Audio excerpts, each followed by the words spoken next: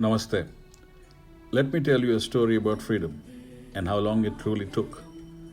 They came and they chained a civilization 5,000 years deep. At Jallianwala Bagh, they showed us the price for asking for freedom. They drew a line through our heart and called it partition.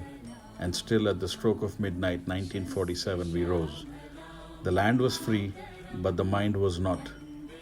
For decades, we slept, taught on borrowed history, boxed by permits, our growth so slow, they mocked it with a label, while we called our own 5,000-year wisdom superstition. And freedom was caged from within too, a time when speech was silenced, rights suspended, even our own numbers were seen a problem to control. Free on paper, not yet in spirit. Even when the markets opened in 1991, the mind stayed colonized, still seeking approval from outside for our food, our learning, our very worth. Still divided by narratives written when others held the pen.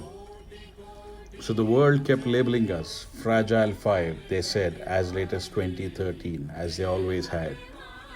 First the jewel in their crown, then fragile, always a label, and still we were truly not free. But we answered, not with words, but with proof. Past the UK, past Japan, the fastest rising major economy on earth. And here is the paradox of our age. Never has all the world's knowledge been so free, yet so many stopped seeking the truth because comfortable narrative is easier than a hard fact.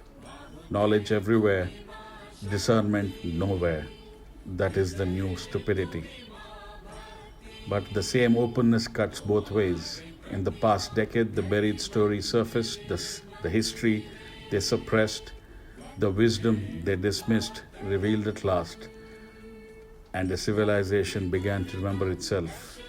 And so, in recent years, a silent renaissance, not only of markets but of the spirit, the reawakening of Sanatana Dharma, a people reclaiming their own story, shedding the colonial mind, Panch Pran, pride in our roots on the road to a developed Bharat by 2047. I did my part. My mission was always to reduce the stupidity in the world. So I built a measure for Viveka, for discernment itself, and now a bigger solution, an integrated system to make the generation future ready. Swami Vivekananda taught, strength is life, weakness is death. The land was freed in 1947. The mind is being freed now. So I'm asking you, what are you doing with your freedom? Rise, discern, build the Bharat of 2047. Made in Bharat for the world. Jai Hind.